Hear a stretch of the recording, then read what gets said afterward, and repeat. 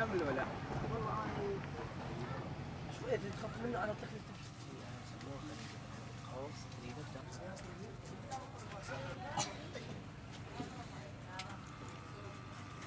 أنا عزلت وقت الدواعش لين كان ممنوع الحلاقة، التدريج، الحفر، اللحية ممنوع تحديد، الموس ممنوع تحديد خلاص. اللحية ممنوع، خيط ممنوع، يعني يجي زين بالماكينة بلا نورة صفر، بس هذا حلال، والباقي لا ممنوع. إذا حلاق سوى هيك شيء ياخذوه يسجنوه سجن، كانوا ياخذون حلاقين يسجنوهم. فأنا عزلت على مود هاي الشغلة.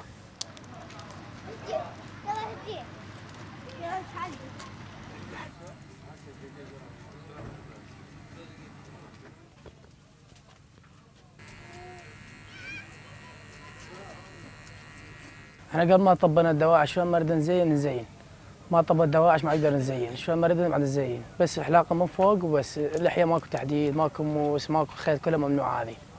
وهسه انا مطبه لي انا شلون ما اريد ازين نزينه، موس، حفر، تحديد، خيط، ماكو مشكله، شو يريد يصير.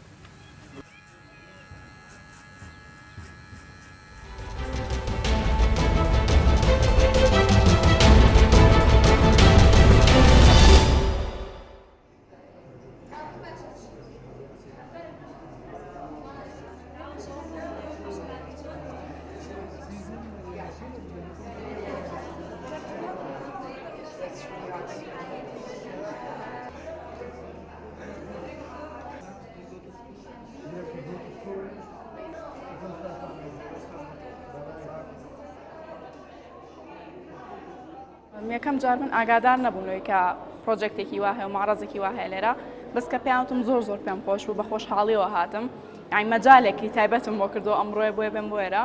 اینجا ئەو ڕسمەی کە زۆر یعنی منی ڕاکێشا ئەو ڕسمە بوو کە ئەو کوڕە لەناو ئەو هەموو نەهامەتی و ناخۆشیە وازی لە خوێندن نێناوە، هەر ڕوا بۆ مەکتەبەکەی خۆی. ئەو شتێکی زۆر موهیمەکە ئینسان کۆڵ نایەت. جوانترین شتە لە بەلای منەوە کە کۆڵ نەیت لە ناخۆشترین مەوقیفە کە لە ژیان تا هەوبێ، هەر بەردەوام بی لەوەی کاتەوە.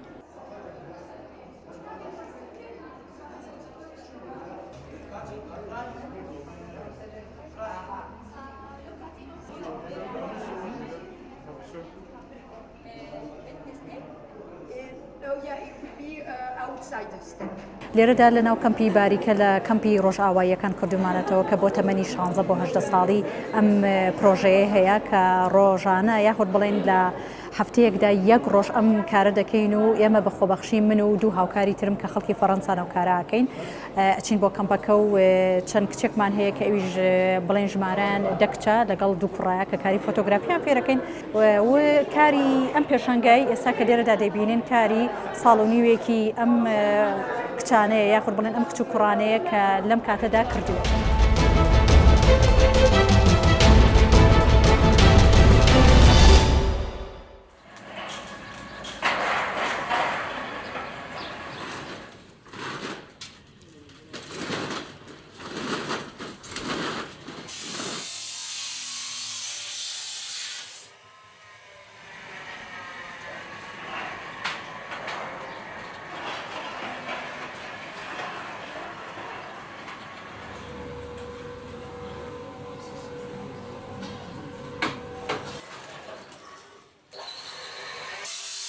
ئێمە بە تقریبان 35 ساڵە بێفیشەمانە لەم کارەکەین، ئیشی دەڕابۆشتۆمان ناکەن، ئیتر گۆڕانکاری لە دەڕابۆشتۆمانە کراوە، ئیتر لە چین کۆکۆنەکانەوە لە مناڵێ و حتا لەگەڵ ئەماناتینە دەی گۆڕانکاری کرا لە ئیشەکەیە، ئیترم دەڕابە مەچنەی تازەمان هێناوە، مەچنەی ترمان هێناوە، ئێستادا شای دەڕابەی کارەباییشمان هێناوە.